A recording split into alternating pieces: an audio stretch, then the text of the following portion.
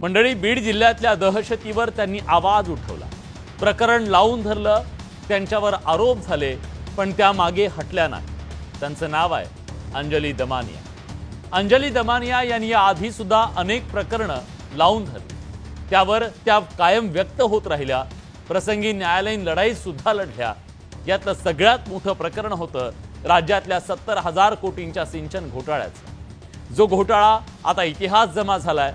No one killed Jessica अशी त्याची अवस्था झाली आहे. सिंचन घोटाळा झाल्याची भावना जनमानसात आज सुद्धा आहे, पण त्याचं पुढे काही होऊ शकलं नाही. सिंचन घोटाळ्यात ज्या अंजली दमानिया यांनी अजित पवार यांच्यावर गंभीर आरोप केले, त्या काल अजित पवारांना भेटल्या. त्यांनी धनंजय मुंडेंचा मंत्रिपदाचा राजीनामा त्यांच्याकडे मागितला, आग्रह धरला. पण महाराष्ट्राला उत्सुकता आहे, त्या भेटीत नेमकं काय घडलं, अजित पवार त्यांना नेमकं काय सांगितले आणि कुठले पुरावे अजितदादांकडे त्यांनी दिलेले आहेत. या सगळ्याबद्दल बोलण्यासाठी स्वतः अंजली दमानिया आपल्या सोबत आहेत. अंजलीताई, स्वागत आहे तुमचं न्यूज 18 लोकमतमध्ये. आज आम्ही डिबेट न करता थेट 1 to 1 तुमच्याशी करण्याचा निर्णय घेतलाय. खरं तर महाराष्ट्राला सुद्धा उत्सुकता ही होती, ज्या अजितदादांना तुम्ही सळो की पळो करून सोडलेलं होतं, त्या अजितदादांचा तुमचा थेट आमना-सामना जेव्हा झाला, तेव्हा दादांची पहिली प्रतिक्रिया काय होती आणि तुमची काय होती? नाही विलास, ते दादा मी त्यांना कधी जन्मात म्हटलं नाहीये. माझ्यासाठी ते आधीही अजित पवार होते आणि आजही अजित पवार आहे. मी त्यांचा अनादर नाही केला, पण कधी तेवढा आदरही नाही दिला. कारण माझ्यासाठी मी काल जेव्हा गेले तेव्हा ते एका पक्षाचे अध्यक्ष आहेत म्हणून गेले. आणि ते पण का गेले, कारण त्या पक्षाने एकदा नाही दोनदा अनेक वेळा रादर असं म्हटलं की बाबा आम्हाला पुरावे द्या, तेव्हा आम्ही कारवाई करू. आणि कुठेतरी एक डेड एंड आलं होतं का आपण लढणार तरी किती, लोक मोर्चे तरी किती काढणार. तो परिवार आज ती वैभवी आहे, ती आणि तिचा भाऊ किती ठिकाणी असे फिरत राहणार आहेत, किती वेळा ते न्याय मागणार आहेत. त्यांचा जो दुसरा भाऊ आहे होता संतोष देशमुख यांचा धनंजय, तो देखील इकडनं तिकडे तिकडनं इकडे न्यायासाठी पळताना दिसतोय. सगळे लोक लावून धरतायत, मोर्चे होत आहेत, पण कोणाच्या पोटचं पाणी सुद्धा हलत नाहीये. तेव्हा मला असं वाटलं की आता यांना पुरावे हवेत ना, आपण ते पुरावे त्यांना देऊ. म्हणून मी सिस्टमॅटिकली काम सुरू केलं. मी आधी मला जे जे पुरावे यायचे ती एसपींना द्यायचे. मग मी ठरवलं की आता आपण सिरियसली त्यांच्या सगळ्या आर्थिक व्यवहार आहेत का बघूया, कारण त्या सगळ्यांचे आर्थिक व्यवहार 99% असतात. म्हणून मी जेव्हा आधी त्यांची चौकशी बघितली तेव्हा मला कळलं की बाबा व्यंकटेश्वरा इंडस्ट्रियल सर्व्हिसेस आणि जगमित्र ह्या 2 कंपन्या आहेत, ज्याच्यात धनंजय मुंडे आहेत, राजश्री मुंडे आहेत आणि वाल्मिक कराड आहेत. मग मी त्यांनी घेतलेल्या, मला असं वाटलं की धनंजय मुंडे आणि राजश्री मुंडे धनंजय मुंडे आणि वाल्मिक कराड यांनी डायरेक्टरशिप सोडली होती. मग आता लोक पुन्हा म्हणतील की बाबा हे आता डायरेक्टर नाही, मग तुम्हाला काय म्हणायचंय. मग मी असं ठरवलं की आपण यांच्या आर्थिक बाकीचे व्यवहार बघू. म्हणून मी 88 एकर जी जमीन त्यांनी जगमित्रमध्ये घेतली होती त्याचे पुरावे बाहेर दिले.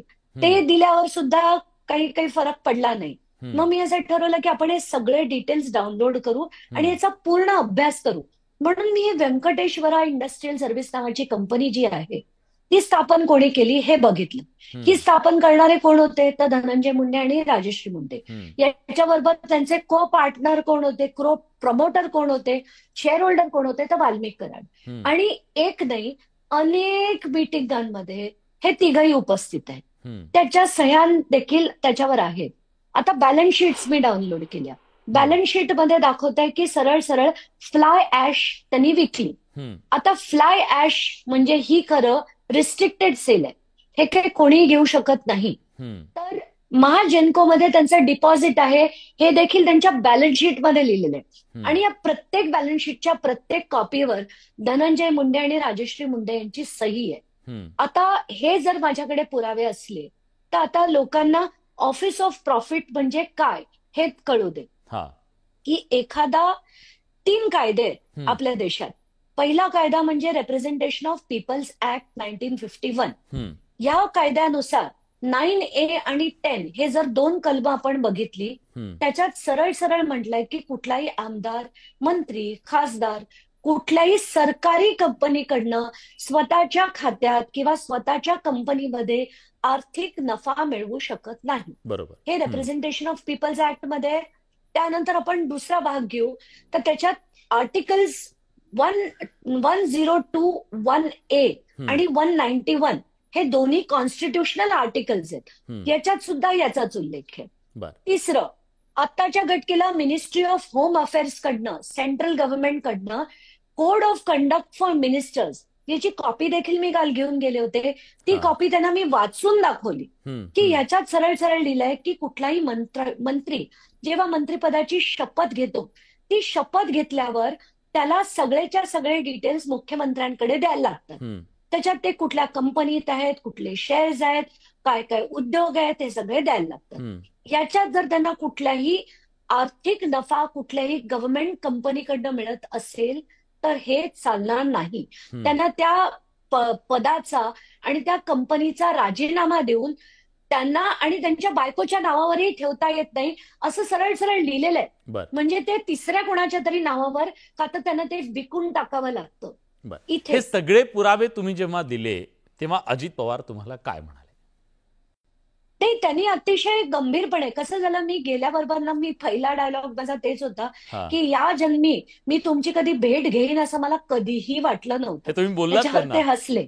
हो, गेल्या पहिलं वाक्य माझं हे होतं की या जन्मी असं तुम्हाला कधी मी तुमच्या भेटीची वेळ मागेन असं मला कधीही वाटलं नव्हतं. आणि त्याच्यावर ते हसले. मग मी म्हंटल करेन, पण कसं आहे, भ्रष्टाचार एक भाग झाला, ही आत्ताची जी चालली आहे ना ती सरळ सरळ दहशत आहे. आणि आपल्या महाराष्ट्राला आता ही संस्कृती मिळणार का, हे जेव्हा मी म्हणजे त्यांना मांडलं तेव्हा आम्ही बोलायला सुरुवात केली. पहिली 5-7 मिनिटं तेच बोलले आणि त्याच्यानंतर मी म्हटलं आता मी बोलू, तर म्हणाले हो हो बोला आपण. आणि मी एक एक एक एक त्यांना आधी या सगळ्या घटना दाखवल्या, त्यानंतर प्रत्येक कंपनीचे पेपर दाखवले, कसे त्यांना नफा त्यांच्या अकाउंटमध्ये येतोय, त्यांच्या कंपनीमध्ये येतोय ते दाखवलं.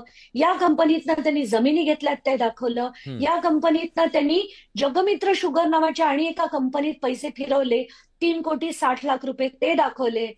जगमित्र आणि व्यंकटेश्वरा दोन्ही कंपन्यांमध्ये त्यांना एकतर ऑफिस ऑफ प्रॉफिट होता, पण या व्यतिरिक्त वाल्मिक कराड ह्याच्यात शेअर होल्डर होते. म्हणजे वाल्मिक कराड आणि यांचे नुसते कार्यकर्ता आणि राजकारणी असे संबंध नव्हते, नुसते फोटो आणि व्हिडिओचे संबंध नव्हते, तर हे त्यांच्या अगदी थेट त्यांच्याबरोबर कंपनी होत्या, जमिनी होत्या, आर्थिक संबंध होते, प्रमोटर्स होते. हे सगळे डॉक्युमेंट्स मी त्यांना दाखवले. या व्यतिरिक्त आणि एक टर्टल लॉजिस्टिक्स नावाची एक कंपनी आहे जिथे राजश्री मुंडे या डायरेक्टर आहेत, 25% त्यांचे शेअर्स आहेत. आणि या कंपनीने सुद्धा महाजेनको बरोबर व्यवहार करून फ्लाय ऍश सेल केला असं दाखवले. तर आता हे आता कसं आहे की हे ऑफिस ऑफ प्रॉफिट अतिशय गंभीर आहे. मला फक्त एक विचारायचं त्याच्यामध्ये, मला त्याच्यातलं ज्ञान फारसं नाहीये पण मी तुमच्याकडून जाणून घेतो. बऱ्याचदा जे सरकारी कारखाने होते आधी वेगवेगळे सहकारी साखर कारखाने होते, पण आता आपल्याकडे प्रायव्हेट साखर कारखाने आलेले आहेत आणि हे अनेक प्रायव्हेट कारखाने हे राजकीय नेत्यांचे आहेत, आपल्याला माहिती आहे. तर या प्रायव्हेट कारखान्यांना खूप मोठ्या प्रमाणात आर्थिक मदत मिळत असते, वेगवेगळे लाभ मिळत असतात. हे ऑफिस ऑफ प्रॉफिट मध्ये बसतं की नाही? आर्थिक लाभ त्यांना मिळतोय तो खरं तर ऑफिस ऑफ प्रॉफिट असं खरं बसायला हवं, पण आत्ताच्या घटकेला त्याच्याबद्दल विचार मी केला नव्हता. मी त्याच्यावर नक्कीच विलास विचार करेन.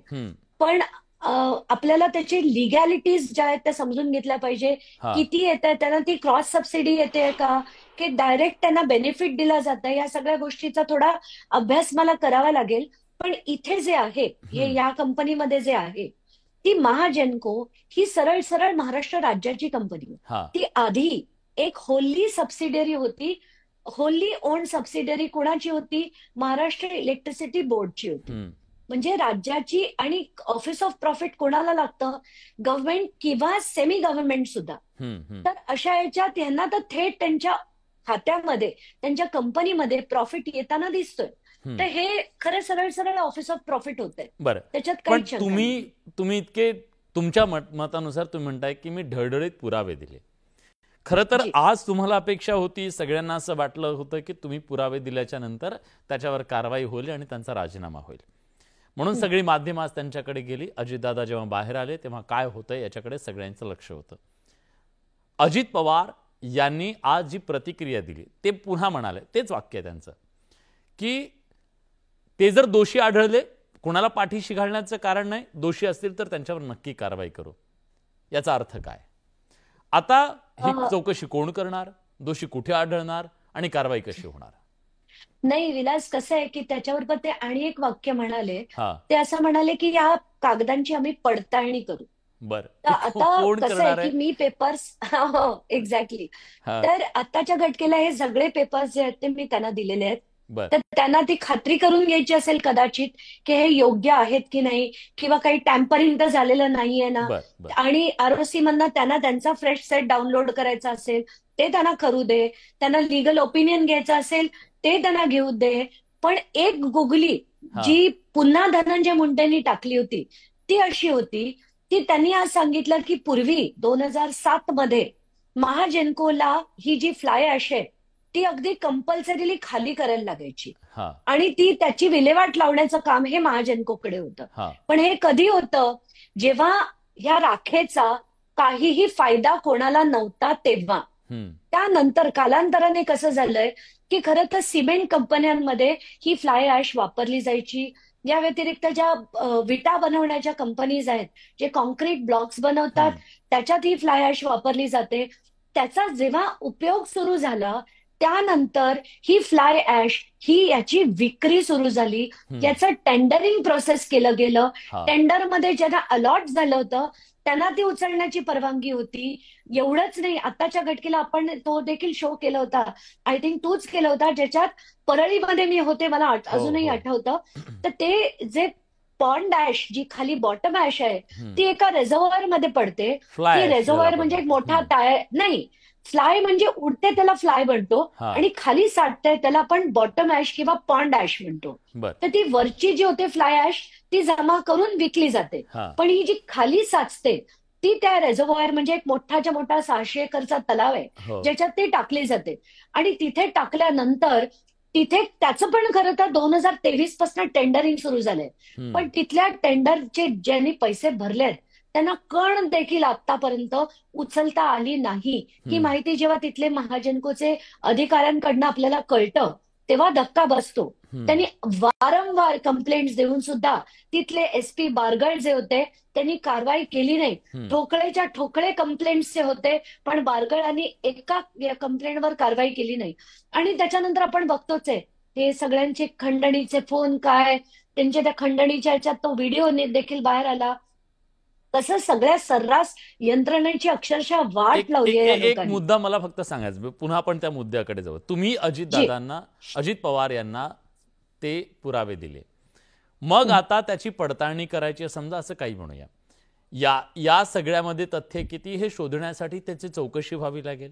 मग अशा प्रकारची काही चौकशी करावी अशी आपण मागणी केली आहे का? एखादी चौकशी आपण त्याची लावू असं काही आश्वासन तुम्हाला मिळालंय का? नाही, कालच ते बोलताना मला म्हणाले की अरे हे सगळे म्हणजे त्यांनी पेपर बघून ते अतिशय शांतपणे प्रत्येक गोष्ट त्यांनी बघितली. 25 मिनिटं जवळजवळ मी जे जे दिले त्यांना पुरावे ते बघितले. मी त्यांना अनेक गोष्टी मी ज्या एसपींना दाखवल्या त्या बघितल्या. या पेपर्सचं ना मला असं वाटतं की त्यांना ही जी गुगली त्या धनंजय मुंडेंनी टाकली की फ्लाय ऍश विकली जाते की नाही, यांना त्याला शंका वाटली असेल म्हणून त्याचं लिगल ओपिनियन त्यांना घ्यायचं असेल. मग हे खरंच ऑफिस ऑफ प्रॉफिट मध्ये बसतंय की नाही याचं लिगल ओपिनियन त्यांना घ्यायचं असेल. कारण आपण जर बघितलं त्याच्यानंतर आणि एक खबर आली की धनंजय मुंडे आता पळतायत दिल्लीला उद्या आणि 2 दिवस ते दिल्ली दौरा करणार आहे. डिपार्टमेंटच्या नाही ते सांगण्यासाठी असतं. ते इथं आता कुठला आहे तो विषय राज्याचा आहे. त्याच्यात त्या केंद्राच्या लोकांना आत्ताच जाऊन भेटण्याची त्यांना काही गरज आहे का? ते हे सांगण्यासाठी सांगितलं जातं. पण ते दिल्लीला जाऊन कोणाकोणाला भेटतायत तर मीडियाने त्यांचा पिच्छा करावा आणि ते खरंच त्या लोकांना जाऊन भेटतायत की नाही याची खात्री करून घ्यावी. का तर ते कोणाकोणाला भेटतायत याची खात्री करून घ्यावी. कारण मला असा संशय आहे की कदाचित ते जाऊन तिथे लॉबिंग करण्याचा पुन्हा प्रयत्न करतील आणि कसं मला वाचवता येईल याचा ते अमित शहाना भेटतील, अमुकांना भेटतील, ते सगळे प्रकार होतील. तुमचं काय म्हणणं आहे? आता हे जे तुम्ही सांगितलं हे काय दादांना माहित नसेल? दादा राज्याचे ऊर्जा मंत्री होते ताई, म्हणजे फक्त तुम्हाला सांगतो अजित दादा या राज्याचे ऊर्जा मंत्री होते. म्हणजे ती फ्लाय ॲश कुठे जाते, कुणाची कंपनी काय, हे त्यांना माहीत नसेल? हे आजपर्यंत दादांना माहीत नव्हतं? म्हणजे दादांना काल तुम्ही पुरावे दिल्यानंतर कळलं?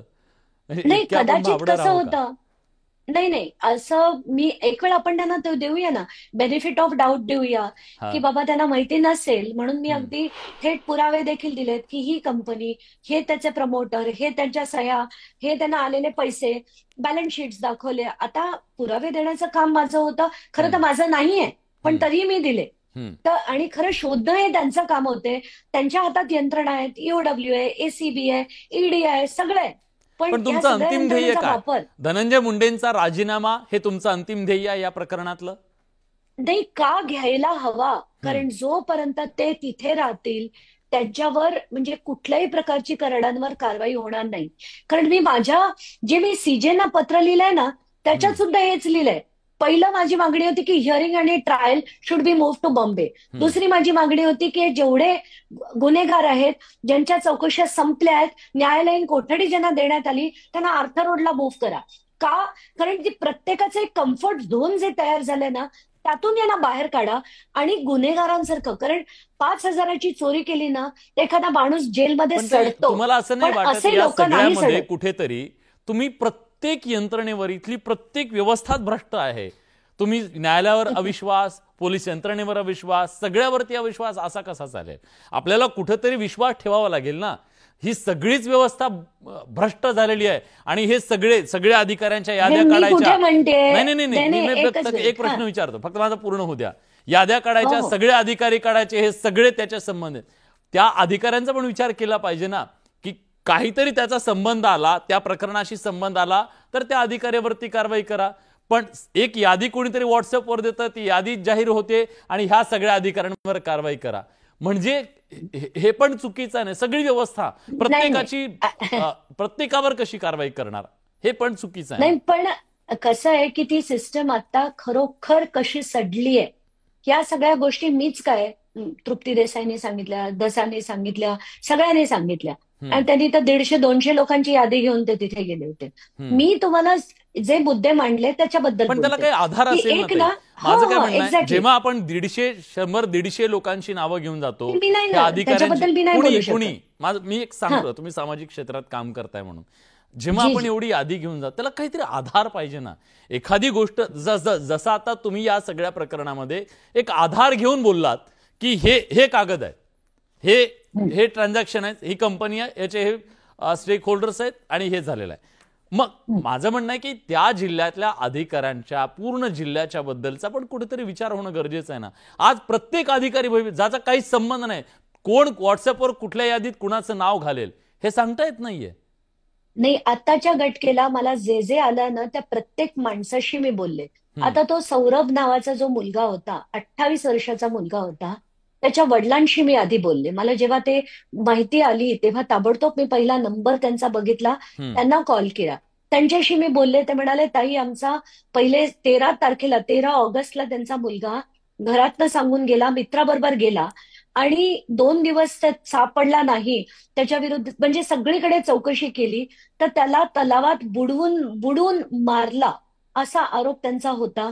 ते अगदी पोलीस स्टेशनवर गेले तर तिथे अनमोल केदार नावाचे, मी नाव घेऊन सांगते, की हे पोलीस निरीक्षक होते.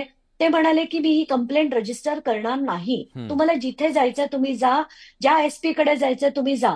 मला एक सांगा की एखादा मुलगा जर गायब आहे आणि त्याचा मृतदेह तलावात आढळला, पोलिसांनी कारवाई करायला नको? त्या अनमोल केदारनी कारवाई करायला नको? त्याची कंप्लेंट घ्यायला नको? म्हणजे जर पण त्याच्यावर डीवायएसपी आहे, त्याच्यावरती एसपी आहेत, ह्या सगळ्यांची जबाबदारी नाहीये? हे राज्य काय कोणाला आंदण दिलंय का? इथं व्यवस्था आहे, इथं पूर्ण व्यवस्था आहे ना. हे सगळं होत असताना ही व्यवस्था काय करत होती, हा सवाल आहे ना. आणि दुसरा एक मुद्दा तुम्ही उपस्थित केला, मला थोरातांबद्दल विचारायचं आहे. नाही, एक मिनिट, पण प्रश्न पण तूच विचारला, उत्तर पण तूच दिलंय की सगळीकडे आम्ही शंका उपस्थित नाही करत आहे. माझ्याकडे जे पुरावे येतात, प्रत्येक पुरावा मी चेक करूनच त्याच्यावर ट्विट करते. दुसरी गोष्ट, मी एका दारूच्या कारखान्याबद्दल मी ट्विट केलं होतं की याच्यावर एक्साईज डिपार्टमेंटची चौकशी झाली तर तिथला जो अंबेजोगाईचा एक कोण पोलीस निरीक्षक होता त्याचा मला फोन आला की अरे ताई, त्या तृप्ती देसाईंनी तुमच्या बहुतेक सांगण्यांवरनं किंवा तुमच्या ट्विटवरनं त्यांनी असं काही म्हटलंय माझ्या विरुद्ध, मी असं केलेलंच नाहीये वगैरे. मी म्हंटल तो दारूचा कारखाना कुठे होता? तर म्हणे तो झाडी झुडपाच्या आत होता. म्हटलं एक्साईज डिपार्टमेंटला मिळाला ना, पण तुम्हाला का नाही मिळाला? तो काय होतं म्हणजे तुम्ही तुमच्या कामात दिरंगाई केली का? तुमचं होतं काही त्यांच्याशी काही लागेबांधे होते आणि तुमचं मी जे डिटेल्स दिले त्याच्यात कोण कुठे चुकतंय? आणि प्रत्येक जण, मग मी तृप्ती देसाईंना फोन करून विचारलं, मला म्हणाल त्यांच्या विरुद्ध अनेक कंप्लेंट्स आल्या आहेत म्हणून मी त्यांचं नाव लिहिलंय, तुमच्या त्या ट्विट बद्दल लिहिलेलं नाहीये. आता हे प्रत्येक जण आपापली चौकशी करूनच करतं आणि उगाच काही कोणी टाइमपास मध्ये वेळ जात नाही म्हणून बोलतंय असं नाहीये. ते आणखीन एक आक्षेप सध्या बीडमध्ये एक आक्षेप नोंदवला जातोय. ताई फक्त वेळ कमी आहे म्हणून मी थोरातांच्या बद्दल तुम्ही भूमिका घेतली. डॉक्टर थोरात आहेत, त्या थोरातांनी देशमुखांचं पोस्टमॉर्टेम केलंय आणि त्यांचं पोस्टमॉर्टेम केलंय म्हणून त्यांचं एक हॉटेल आहे आणि मग त्यांचं हॉटेल असं नाही. तुमचं ट्विट, मी तुमचं ट्विट वाचून दाखवतो. पहिलं ट्विट वाचून दाखव प्लीज. मी तुमचं ट्विट वाचतो. त्याच्यामध्ये तुम्ही थोरातां, मला कळलं नाही की तुमचा नेमका आक्षेप जो आहे तुमच्यावर त्याच्यामुळे टीका होतीये की तुम्हाला नेमकं म्हणायचंय काय? थोरातांचा गुन्हा हा आहे का की थोरातांनी पोस्टमॉर्टेम केलं? थोरातांनी पोस्टमॉर्टेम मध्ये काही चुका केल्या का? त्याच्याबद्दल आपण बोललेले नाहीयेत. बघा तुम्ही असं म्हणताय हॉटेल पियुष इन हे अंबाजोगाईतलं हॉटेल कुणाचं आहे? मला अशी माहिती मिळाली की डॉक्टर अशोक थोरात यांचा आहे. प्रश्न तुम्हीच विचारता आणि नंतर म्हणता की तुम्हाला ते मिळालंय. ते सिव्हिल सर्जन आहेत, ह्याची चौकशी व्हायला हवी. आता त्या हॉटेलची चौकशी व्हायला हवी. संतोष देशमुख यांचं शवविच्छेदन झालं, त्यांच्याच खाली संतोष देशमुख यांचं शवविच्छेदन झालं. वाल्मिक कराड यांना 2दा रुग्णालयात आणण्यात आलं. 11 रुग्णांना बाहेर काढून एका ठणठणीत गुन्हेगाराला आयसीयू मध्ये ठेवण्यात आलं. हे यापूर्वी आरोग्यमंत्री विमल मुंदडा यांचे OSD होते. मग बीडहून नाशिकला बदली केली. मोठ्या आशीर्वादानं बीडमध्ये आगमन झालं. याचा म्हणजे थोरात यांना तुम्ही थेट आरोपीच्या पिंजऱ्यात उभं केलं. कुठल्या प्रकरणामध्ये? तर संतोष देशमुख हत्या प्रकरणामध्ये. बरोबर, मेसेज तोच गेला. संतोष देशमुख हत्या प्रकरणामध्ये थोरातांना आरोपीच्या पिंजऱ्यात उभं करण्यामागचं नेमकं कारण काहीतरी पुरावा असेल ना. थोरातांची एक तरी अशी गोष्ट, त्यांनी चुकीचं पोस्टमॉर्टेम रिपोर्ट दिलेला आहे याच्याबद्दलचे पुरावे तुमच्याकडे असायला हवेत जर तुम्ही त्यांना आरोपीच्या पिंजऱ्यात उभे करतायत तर. हॉटेल त्यांचा आहे तो भाग वेगळा. नाही, कसा भाग वेगळा? एका माणसाकडे जर तुझा आता जो इन्कम असेल, तुझ्या इन्कमच्या डिस्प्रपोर्शनेट तुझ्याकडे जर इन्कम असेल किंवा तुझी प्रॉपर्टी असेल आणि तू सरकारी कर्मचारी असशील तर मला पूर्ण अधिकार आहे की मी त्यांचं इन्व्हेस्टिगेशन मागावं. जर ते अधिकारी आहेत आणि आज सरकारी अधिकारी आहेत तर त्यांच्या पदाला जो पगार मिळतो त्या पगाराच्या डिस्प्रपोर्शनेट त्यांचे, जर ते प्रायव्हेट नाही आहेत ते सरकारमध्ये आहेत, तर असं असताना सिव्हिल सर्जनचा पगार किती आणि त्यांनी मिळवलेली त्यांची मिळकत किती आणि त्याच्यावर जबाबदारी कुणाची आहे? आता त्याची चौकशी व्हावी असंच लिहिलेलं आहे त्याच्यात. आता पुढे माझं पूर्ण उत्तर आता ऐकून घे. त्याची सुरुवात मी कशी केली? मला जेव्हा ही माहिती मिळाली की पियुष इन नावाचं हॉटेल आहे तर मी अंबेजोगाईला फोन करून की बाबा त्या हॉटेलमध्ये जे जे आहेत मला त्याचे पिक्चर्स पाठवा. पिक्चर्स आले, फोटो आले. अगदी पहिल्या एंट्रन्स वरनं समोरच त्यांचा जो फोटो आहे तो पंकजा मुंडे बरोबरचा आहे. मग त्यांची बाकीची माहिती काढली की यांच्यावर आधीचे 3 FIR आहेत आणि त्यांच्या विरुद्धचा एक अतिशय गंभीर, अतिशय वाईट असा FIR जो होता त्याच्यावर हायकोर्टच नाही सुप्रीम कोर्टने सुद्धा तो फायनल केलाय आणि त्याचा पूर्ण डिटेल अभ्यास मी केला. त्यानंतर हे जेव्हा सिव्हिल सर्जन इथे होते त्याच्यात त्यांनी पैसे मिळवले होते त्याच्या आधी सुद्धा ते एक OSD होते विमल मुंदडा नावाच्या हेल्थ मिनिस्टरचे आणि त्याच्यानंतर त्यांच्याकडे असू शकतात ना ते. त्याच्यात मी कुठे नाही म्हणते OSD कोणी असू शकतं, सरकारी अधिकारी नाही म्हणते. नाही, मी कुठे नाही म्हटले. मी सिस्टमॅटिकली म्हणतेय की ते तिथे अधिकारी होते. संतोष देशमुख हत्ये प्रकरणात त्यांचा आरोपीच्या पिंजऱ्यात उभं करण्याचा दोष काय सांगा? आज तो अजेंडा आहे का मला एक्सप्लेन करू द्यायचा? तो अजेंडा नाही ताई. तुम्ही जनतेला प्रश्न विचारता, तुम्हाला विचारायचा नाही का? ही जी शंका येते ती का आणि कुठून येते हे काय नवीन सुरू झालं महाराष्ट्रामध्ये की आम्हाला कोणी नाही, प्रश्न विचारायचा नाही. इथं गेस्ट येणारे म्हणतात तो आमच्या समोर नको, तो आमच्या समोर नको. प्रश्न विचारावे लागतील ना आपण एकमेकांना, की एखादी नाही, गोष्ट विचारायलाच चुकीची जात पाहिजे ना. असेल तर. नाही, मग एवढा कळवळा आहे का त्यांच्याबद्दल? कळवळ्याचा विषय नाहीये. हत्ये प्रकरणामध्ये त्यांचा काय रोल आहे, तुम्हाला काय सुचवायचंय? त्यांनी केलेलं पोस्टमॉर्टम चुकीचं होतं असं तुम्हाला म्हणायचं का? त्यांनी पदोपदी कॉम्प्रोमाइजेस केलेले आहेत, पदोपदी भ्रष्टाचार केलेला आहे, भ्रष्टाचाराच्याच पैशातनं अनेक गोष्टी त्यांनी केलेल्या आहेत. हेच नाही आहे, मी म्हणत नाहीये शासनाचा अक्षरशः 1-2 जोडपत्र आहेत, एका जोडपत्रात 12, दुसऱ्या जोडपत्रात 12. ही चौकशी 3.5 वर्ष त्या व्यक्तीविरुद्ध होतीये. हे होत असताना 2दा त्यांनी VRS ची मागणी केली, ती मागणी रिजेक्ट झाली होती, कारण त्यांच्यावर असलेला अपहार तो भाग वेगळा आहे. संतोष देशमुख हत्ये प्रकरणाशी त्यांना जोडण्यात आक्षेप तो आहे की वाल्मिक कराड यांनी त्यांना पैसे दिले नसतील, कशावरून म्हणू शकतो विलास बडे? कसा म्हणू शकतो? द्या ना पुरावे. सांग ना मला, आता तू उत्तर दे मला. तू द्या ना पुरावे. कसा म्हणू शकतो विलास बडे की वाल्मिक कराड आणि द्या ना पुरावे, त्यांना पैसे दिले नाही? अहो द्या ना पुरावे ताई. अरे पुरावे हे त्यांना पैसे देण्याचे पुरावे पण मी आणू? मग तुम्ही आरोप करत सुटणार, सनसनाटी निर्माण करत सुटणार? आपण बोलवलं त्याबद्दल आपले धन्यवाद. याच्या पुढे न्यूज 18 लोकमतवर मी येणार नाही. फक्त आरोप करत सुटणार, प्रश्न विचारायचा नाही. विरुद्ध व्यक्ती नाही काय ताई, हे बरोबर नाहीये. उद्याच्या उद्या विलास बडेकडे मी सगळे त्यांचे कागद जे शासनाने केलेले आहेत, मी केलेले नाहीयेत, द्या ना ताई. आम्ही तर मानतोय, आम्ही फक्त याच्यावर उद्याचा कार्यक्रम करावा. अहो ताई, रोजच करतोय ना ताई. उद्या करण्याचं काय, रोज करतोय, रोज करतोय ताई. त्यांच्या विरुद्ध अशोक थोरात पण तुम्ही शवविच्छेदनाच्या संदर्भात त्यांच्यावर केलेले तो भाग वेगळा आहे. थोरातांच्या वैयक्तिक याच्याबद्दलचा नाही. त्यांना संतोष देशमुख हत्या प्रकरणामध्ये ओढण्यामागचे पुरावे तुम्हाला द्यावे लागतील ताई. मला बोलवल्या, कसं मी पुरावे कसे देणार? शंका उपस्थित फक्त आरोप करणार, काम आहे, सनसनाटी निर्माण करणार. शंका उपस्थित करणं, सनसनी तुम्ही निर्माण करता, जे तुम्ही दाखवताय. बरं सांग ना, दसनी कुठला पुरावा दिला आणि कुठल्या पुराव्याबद्दल विलास बडेंनी त्यांना प्रश्न विचारले? सांग मला. आता मला ऐकायचं. अरे मी त्यांची मुलाखत घेतली, तुम्ही ऐका ना. मला तुमच्याकडनं ऐकायचं आता.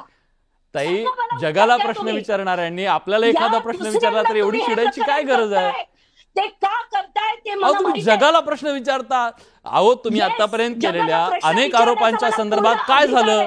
कारण माझ्याकडे प्रत्येक गोष्टीचे पुरावे असतात, तुम्ही एवढे म्हणून मी बोलते.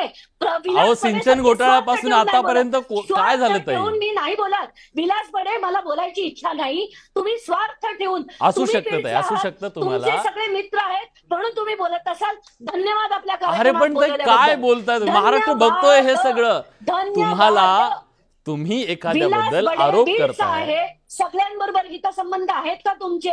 मी नाहीये बीडचा, मी बीडचा नाहीये, सॉरी.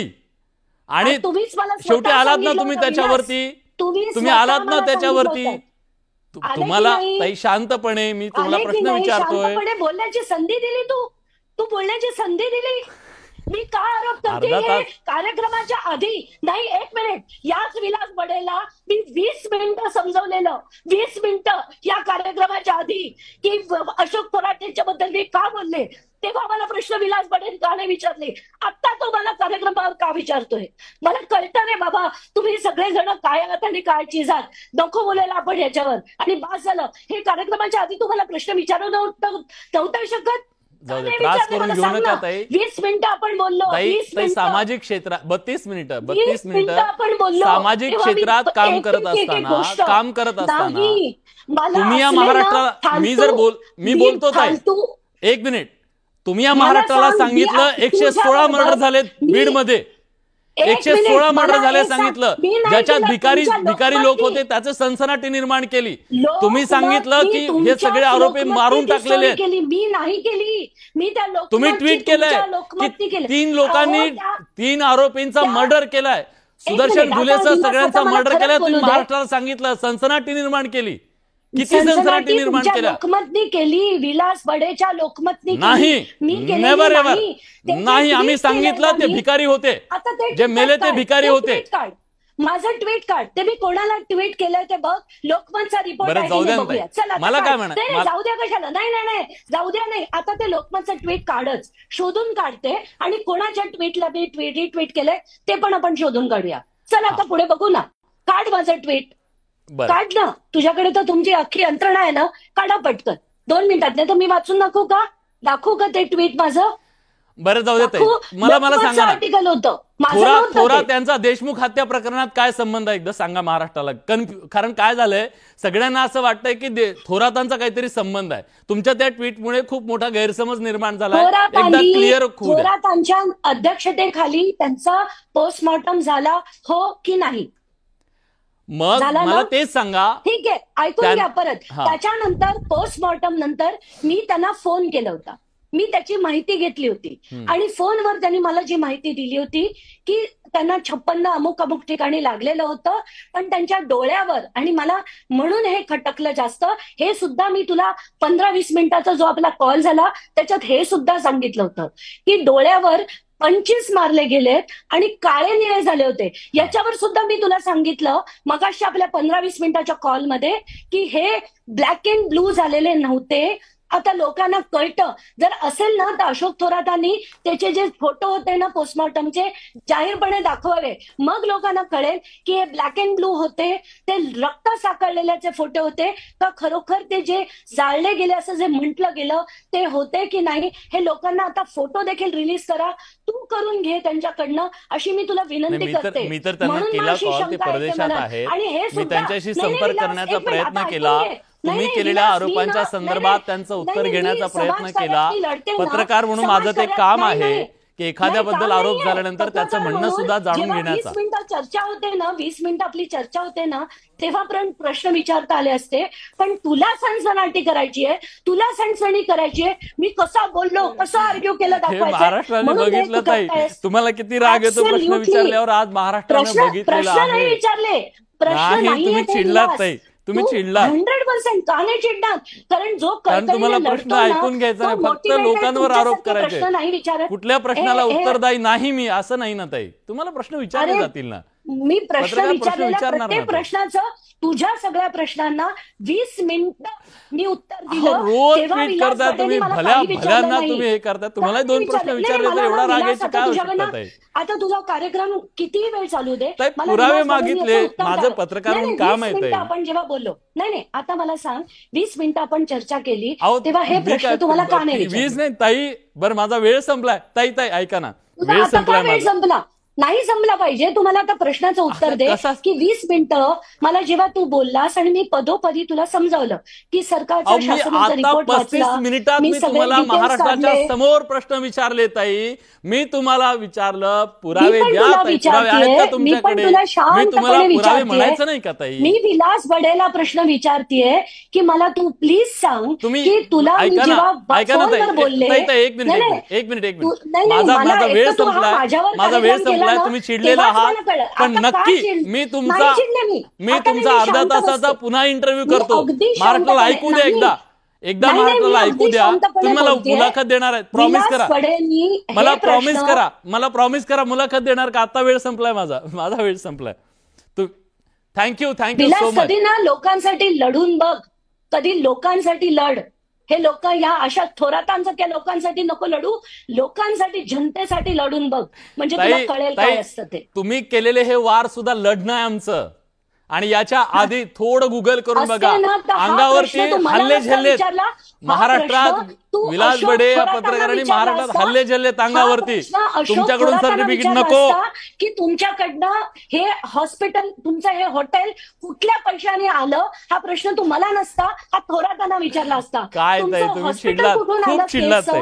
ऑफकोर्स चिडणार, कारण तो प्रश्न मला नाही, सरकारी ऑफिसर आहेत, बीडचे सिव्हिल सर्जन आहेत, त्यांना विचारायला हवा होता. ते तू मला विचारतोय. गंमत करतोस पत्रकारितेची, गंमत केलीस तू आज, पत्रकारितेची गंमत केलीस, केलीस जनतेची.